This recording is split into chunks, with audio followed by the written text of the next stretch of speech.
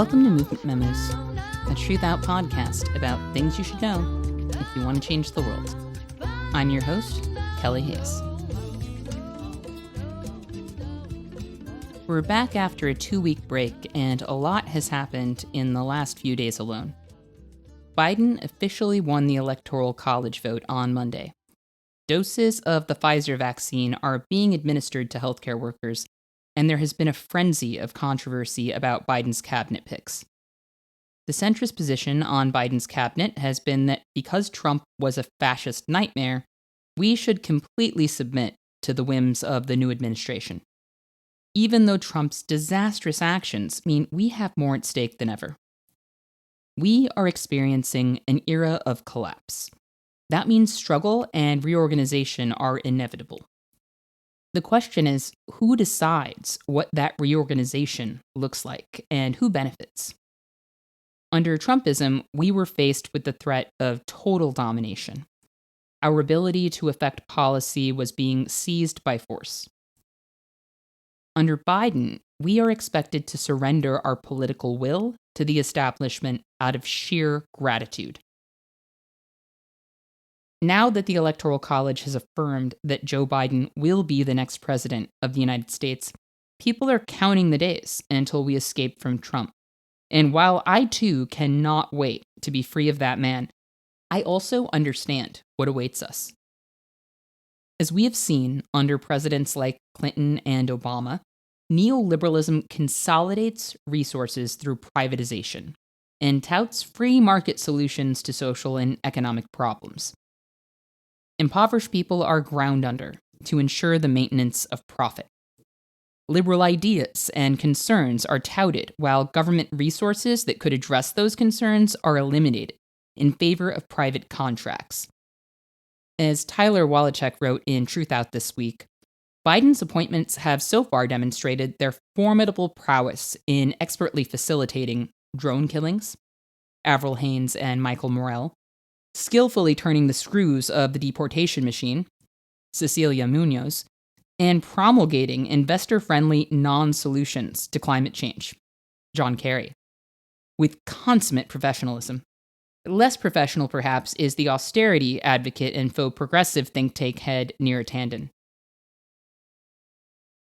Neoliberals preach about the free market, but as Quinn Slobodian wrote in Globalists, The End of Empire and the Birth of Neoliberalism, free is a poor descriptor in this case, because neoliberalism actually seeks to encase economic structures and mechanisms, to make them dominant and non-negotiable. These objectives create a damning bipartisan overlap between neoliberalism and some of the most odious financial objectives of the right wing. So we know that both parties serve the rich and have wrought horrible violence through acts of war, austerity, and the prison industrial complex on many fronts. So many people seem to have taken the position that we should simply enjoy the relief of the transition and wait until our disenchantment catches up with us. This is a dangerous perspective because we are living in catastrophic times. COVID-19 is now killing one person in the United States per minute, and the death toll has topped 300,000. Next year, 30 to 40 million people will be vulnerable to eviction. In a normal year, about 3.6 million eviction cases are filed. We have so much at stake, and everything about the history of this government, including the Obama administration, tells us that we are going to have to fight for meaningful relief. I voted for Biden because I believe we have more of a fighting chance under neoliberalism than we did under fascism. But we are no longer faced with a choice between fascism and neoliberalism. The whole "if you criticize Biden, you are helping Trump" bit has been disingenuous for weeks, but it officially died on Monday. Some may say it's not over until Biden is sworn in, but no one really believes that criticizing Biden now could help Trump stay in the White House any more than they believed it these last few weeks. Those arguments are about silencing Biden's critics, and they will not go away. Next, we will hear that it's too soon in his presidency to complain. Then we will be told that we are jeopardizing the midterms with critique, and on and on. As we have seen in the past, there will never be an acceptable time to, as people say, hold Biden accountable. Until now, we have been scolded and told we're helping Trump anytime we point out Biden's terrible and alarming record, or anytime we criticize how weak and useless specific initiatives sound. On COVID-19, Biden recently announced that in his first 100 days, everyone would be wearing masks, children would be back in schools, and 100 million vaccinations would be distributed. Those vaccines had already been ordered under the Trump administration. Trump himself has been pushing to reopen schools for months, and masks are already universally recommended. But those of us who complained that Biden, who could take comprehensive action to stop the spread, is offering us so little, we were scolded yet again. Members of the establishment will continue to portray anything but total submission as ingratitude. They will hold Biden up as a savior, worthy of exaltation. They will continue to depict all dissent as betrayal, and to demand thank yous from the very people who will suffer under Biden's austerity. But the establishment did not deliver us from Trumpism. Voters did that. Many of us even showed up at the polls in person, risking our lives to cast a ballot against Trump, despite loathing Biden.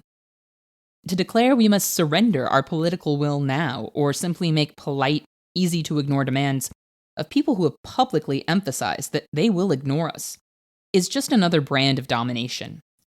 But that is the governance we can expect under Biden. Fans of the establishment and people who are simply swept up in relief have defended Biden's corporate-heavy cabinet appointments as pro-business. They vaguely dismiss concerns about the military-industrial complex, and in the case of Rahm Emanuel, the cover-up of an anti-black police murder.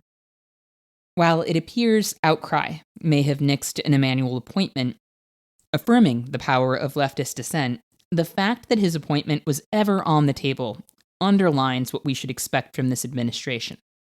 Some Biden supporters have claimed that Emanuel was never really being considered, and that stories about him potentially being appointed were leaked by Emanuel's own people. There is no evidence to support that claim, but it is demonstrative of the climate we are in. People will twist themselves into knots or ignore whatever they have to in order to avoid criticizing Joe Biden. Many people, however, are quite accustomed to finding fault with Rahm Emanuel, who closed 50 public schools in Chicago and shuttered half of our city's publicly funded mental health clinics. The practice of disappearing arrestees into the Chicago Police Department's infamous Homan Square facility also increased under Emanuel. After his role in the cover-up of Laquan McDonald's murder at the hands of Chicago police was revealed, there were daily protests calling for Emanuel's resignation. And speaking of protests, Emanuel actually pioneered the use of drones to surveil protesters in Chicago. Chicago teachers were also forced to launch a historic strike under Emanuel to beat back his austerity agenda. This man was Obama's chief of staff. His character is the character of neoliberalism. And that is all that we can realistically expect from Biden. Emanuel's slogan that you never want a serious crisis to go to waste will be the tone of the new administration. The fact that Emanuel was even considered as an appointee should have those words ringing in everyone's ears. You never want a serious crisis to go to waste.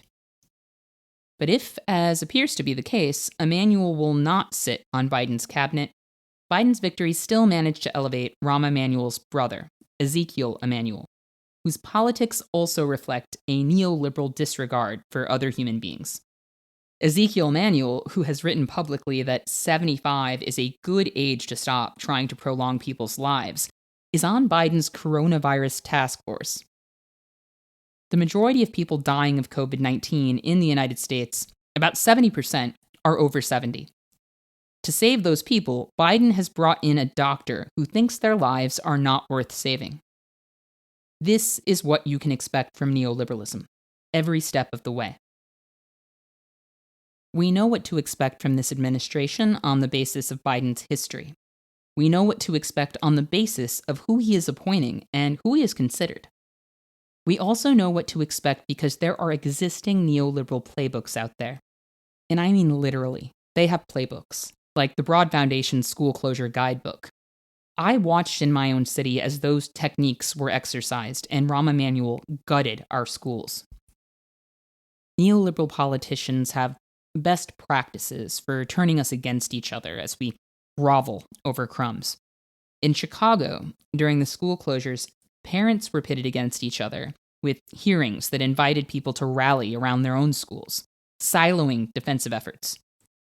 It's easy to forget, in the fog of Trumpism, that mass privatization, the dismantling of this country's social safety net, escalating corporate welfare, and the mass expansion of prisons are all bipartisan projects.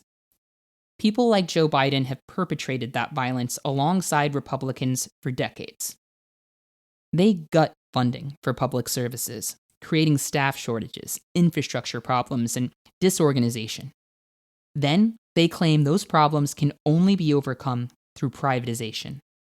Democrats also have models to work from while presiding over mass displacement. And if anyone believes the Biden administration will resolve the coming housing crisis in a way that serves tenants, I question either their knowledge of history or their willingness to remember it. Nothing we know of Biden, or the people he runs with, suggests we will get bailed out of this crisis without a fight. As we chanted during the Occupy movement, under the Obama administration, banks got bailed out. We got sold out. Mass displacement begets various forms of mass disposal, including mass criminalization, the increased institutionalization of disabled people, and the continued expansion of e-carceration, which outsources incarceration into our own homes. We have every reason to expect these carceral policies because they have bipartisan support. There's a reason for that. Many in our government know there are dark times ahead, and they want control of the populace by whatever means are ultimately necessary. This is a time to study previous instances of mass displacement in the United States, like the dismantling of the Chicago housing projects in Chicago. You will see histories of struggle and crisis leveraged by the powerful to enact policies that left people worse off. They will claim to be rescuing us, while they leave us with even less than we had before, as they line the pockets of the rich. It is incumbent upon us to review and acknowledge these histories. It is essential that we evaluate the time-tested strategies of our enemies, what they have won, and how people have fought. We are moving into a new and uncertain era. We do not fully know what to expect, but we do know that there has not been a moment in our lifetimes when it made sense to consign our fates to the whims of this government. Some people say the Democrats would rather lose to a Republican than a leftist candidate. While that is not an absolute truth, it is worth naming that in the current shape of things, the establishment's relevance is guaranteed. So long as they maintain the current binary of power between themselves and the Republicans, they will remain relevant. Whereas losing to a leftist agenda could create a new dynamic, where they would be less able to serve their corporate funders and thus disempowered. The left is an existential threat to the establishment because it offers to do what the establishment cannot: prioritize the well-being of its base. So it's no surprise that establishment Democrats hold the left in contempt at all times. Biden's comments about Trump's attempted coup are laid back in comparison to the wailing of failed Democratic incumbents who insist it was the words "defund the police," rather than their Republican opponents that defeated them. The truth is, the establishment has been perfecting the art of losing for quite some time. This year, Trump's disastrous tenure put establishment Democrats back in the White House. But not even the nightmare of Trumpism could give Democrats the down-ticket momentum they had hoped for. So they needed a villain, someone to blame. So as usual, they blamed the left. The reason is simple. They are afraid of us. Our agenda threatens the bottom line of the people who author their politics for them. Since the primary function of authority is to maintain itself, the center has no choice but to attack those who advocate against austerity policies that harm the public. They have to try to stop us because their keepers do not want to fund our survival. Their model of governance condemns a great many of us to death. Fewer people may feel threatened by that than did by Trumpism, but feeling less afraid is not an excuse to sacrifice others to neoliberalism. We cannot declare that this is the best we could do, because elections alone are never the best we can do. In time, some of the people who are telling you to be quiet will change their tune, because right now they are overwhelmed with relief and hope. But within some months, those feelings will be replaced by fear, anxiety, and betrayal. Because while this administration may not be as hyped to annihilate people, it is poised to let a whole lot of people die. I know this for the same reasons I knew what to expect from Trump. An analysis of relevant histories and present actions, and a review of the man's own words. By those measures, we know Biden will leave many, many people behind, and that nothing will fundamentally change. We don't get to set the bar that low. So don't quiet down. Ever. Don't let anyone tell you to be grateful. When people swoon over Biden executing some formality of the presidency correctly, don't join in. It may be tempting, because the feelings at work will be positive ones, and we have grown accustomed to a lot of hurt.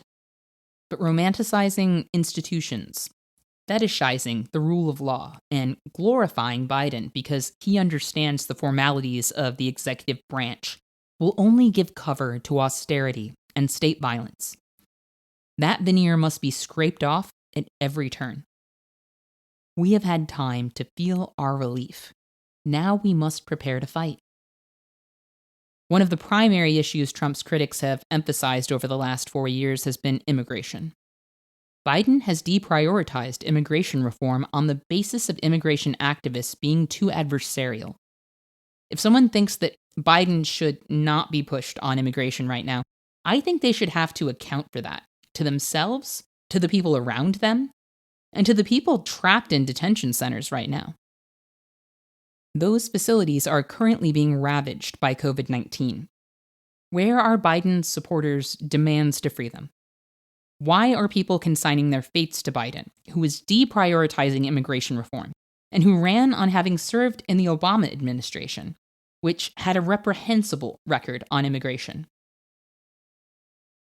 The story of the United States prior to Trumpism is a story of rapidly consolidating wealth.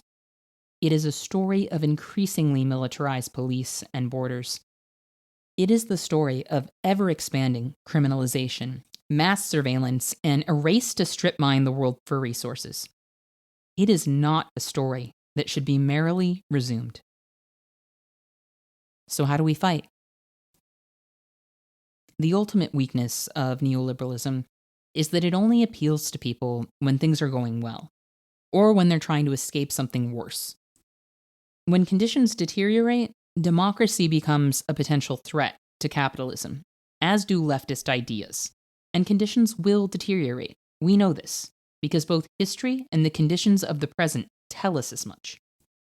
In times of strife, there is nothing inspiring about the continued consolidation of wealth or the glorification of corporate competence. As Slobodian put it, no one is willing to die for the World Trade Organization. Right now, Democrats are trying to shore up their position with the savior narrative. They hope that narrative will keep the public loyal in catastrophic times. But this is not a time for renewed patriotism. It's a time to tell a better story. And in that we have the advantage because the establishment's story falls apart in the face of mass suffering. They have already failed us. Some people have forgotten, but they will remember. And we will fight for the future.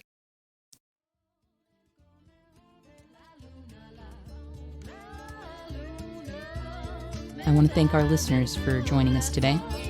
If you want to read up on some of the histories and ideas I've mentioned today, you can find some great resources in the show notes of this episode on our website. I know these are dark times, but it is truer today than it's ever been that our best defense against cynicism is to do good and to remember that the good we do matters. Until next time, I'll see you in the streets.